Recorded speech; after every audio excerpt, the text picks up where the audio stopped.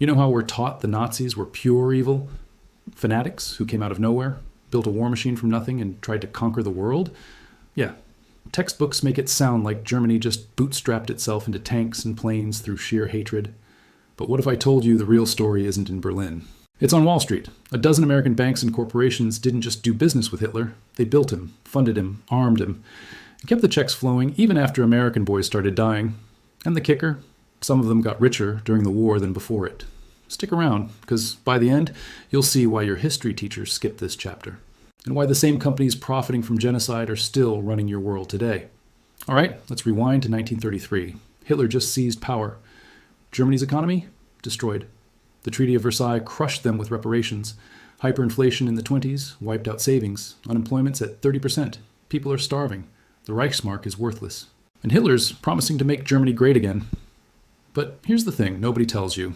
You can't build a military with speeches. You need steel, you need oil, you need cash, mountains of it. And Germany in 1933 has none of those things. So where did it come from? Picture this. Wall Street, 1920s. American banks are flush with cash. They've been lending to everyone, and especially Germany. Because even though Germany lost World War I, even though they owe billions in reparations, American banks see an opportunity. The Dawes Plan, 1924. J.P. Morgan, Dillon Reed, Chase National Bank, they restructured German debt. They floated bonds. And they made Germany dependent on American capital. Over $475 million flowed from the U.S. to Germany between 1924 and 1931. That's over $8 billion today. Not charity. Loans at interest, with strings attached. American bankers literally managed Germany's economy through the Dawes Committee. And when Hitler takes over, he inherits this entire system. And American banks don't pull out, they double down. Here's the mind blower. Standard Oil, owned by the Rockefellers, made a deal with IG Farben, the German chemical giant that later made Zyklon B for the gas chambers. Joint ventures, technology sharing, and the big one, synthetic fuel. Germany has no oil.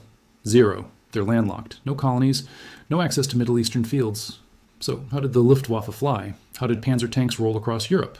Standard Oil gave them the technology to make synthetic fuel from coal. The hydrogenation process. And without that, Germany's military runs out of gas in 6 months. Standard Oil knew exactly what they were doing. They had reps in Germany, they got reports, and they kept the partnership running even after 1939, even after Poland, even after war was declared. Let that sink in. The company that became Exxon gave Hitler the technology to fuel his war machine. IBM, yeah, the computer company. They didn't just sell punch card machines to Germany, they customized them for tracking Jews.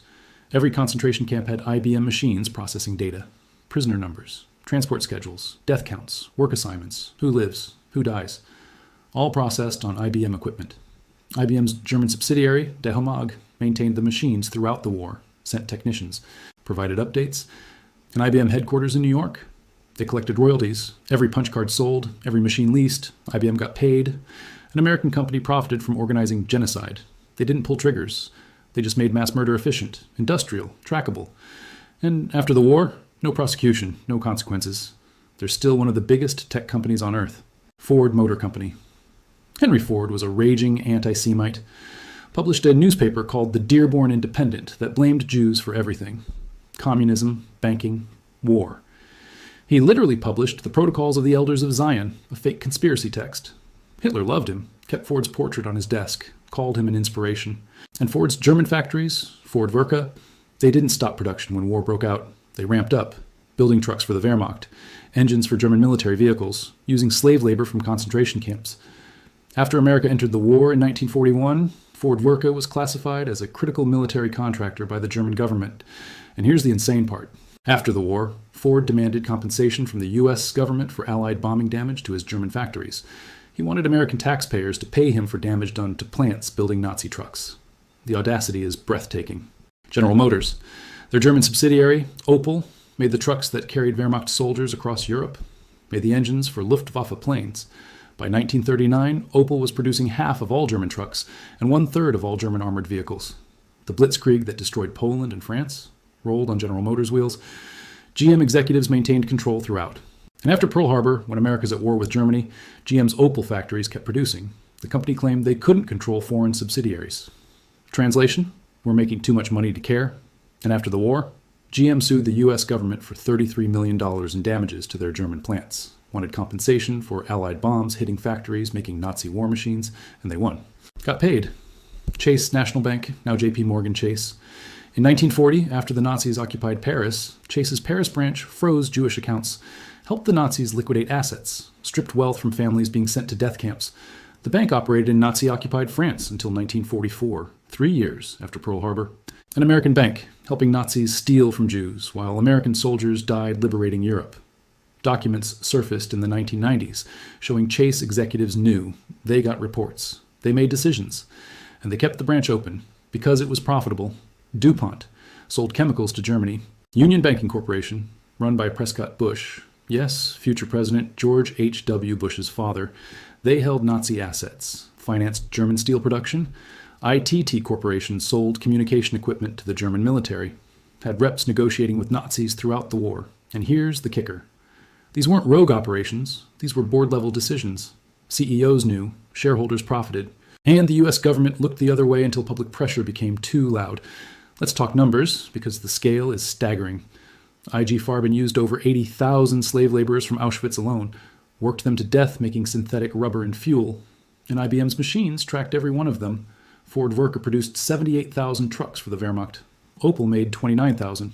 Together, that's over a third of German military logistics. Without American trucks, the Nazis don't conquer France, don't reach Moscow, don't ship Jews to camps. The Holocaust required industrial efficiency, and American corporations provided it for profit. Here's the part that should make your blood boil. After the war, none of these companies were held accountable. Not really. There were trials. The Nuremberg industrialist trials prosecuted IG Farben and Krupp executives. But the American companies? Protected. Because the U.S. government needed them for post-war reconstruction. The Marshall Plan required industrial capacity. The Cold War required manufacturing. So Ford, GM, IBM, they got government contracts, Marshall Plan funding, and the files got sealed, classified, buried. It took 50 years for researchers to uncover the full scope. In 1998, lawsuits forced disclosures. Survivors sued. Documents surfaced, letters, memos, contracts, proving executives knew, proving they profited. And the settlements? Pathetic. In 2000, German industry created a $5 billion fund for slave laborers. Ford and GM contributed $20 million combined. And that's pocket change compared to what they made. IBM paid nothing, denied knowledge until the 2000s, 60 years after the fact. And even then, settled privately. No admission, no apology, just make it go away money. Now here's where it gets really twisted. This wasn't unique, it's the pattern. American corporations doing business with monsters because the profit's too good to pass up. And it's happening right now. Let's talk China, Apple, Nike, Tesla, all manufacturing in Xinjiang, where Uyghur Muslims are in concentration camps, forced labor, surveillance, cultural genocide. The U.S. State Department officially calls it genocide. And American companies? They lobby against sanctions, argue supply chains are too complex, say they can't verify labor practices. It's the same script. In the 1930s, it was, we can't control foreign subsidiaries. Today, its supply chains are complicated.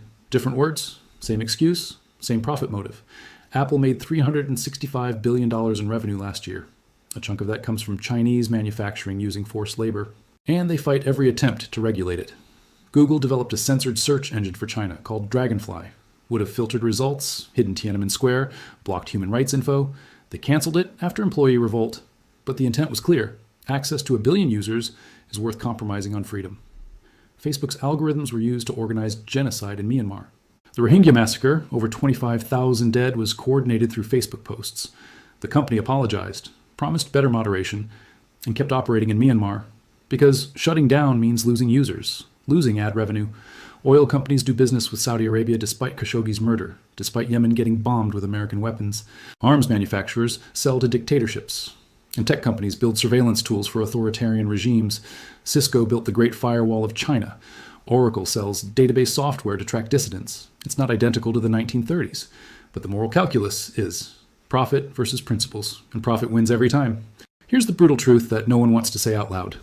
Corporations don't have morals, they have shareholders, and shareholders want returns, quarterly earnings, stock prices. If doing business with a genocidal regime is legal and profitable, they'll do it. The executives will justify it. We're creating jobs. We can't compete if we don't. It's complicated. And they'll donate to charity, fund museums, sponsor schools, polish their image, just like Ford and GM did, just like IBM did. You can build hospitals with one hand and gas chambers with the other. As long as the hospital's visible and the gas chamber's hidden, people remember you as a hero. That's the game. So what do you do with this information? First, understand that World War II wasn't just soldiers and bombs, it was financed. American banks restructured German debt. American companies built German trucks, planes, and fuel. American technology tracked victims. Without Wall Street, Hitler doesn't rebuild. Without Ford and GM, the Wehrmacht doesn't roll. Without IBM, the Holocaust isn't industrialized. They didn't wear swastikas. But they enabled everything for profit. Second, accountability is a joke. Most executives died rich. Most companies paid pennies in settlements decades later, and they're still operating, still profiting. The pattern continues because consequences don't exist. Third, watch who you give money to. That iPhone in your pocket might be assembled by Uyghurs in camps. Those Nikes, same. That Tesla?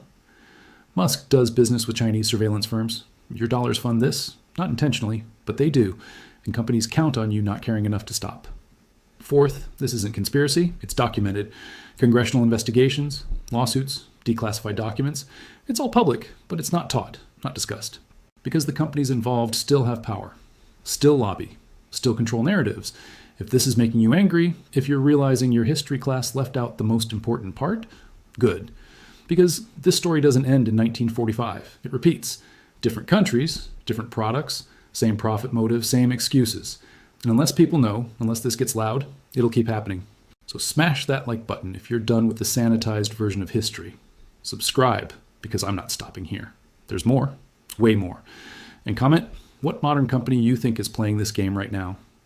Because I guarantee you're funding something you'd hate if you knew the truth. Thanks for watching. Stay skeptical. History isn't over. It's just better at hiding. And the same families that profited from Hitler, they're still running the world. Different names, same bloodlines, same playbook. We just stopped paying attention.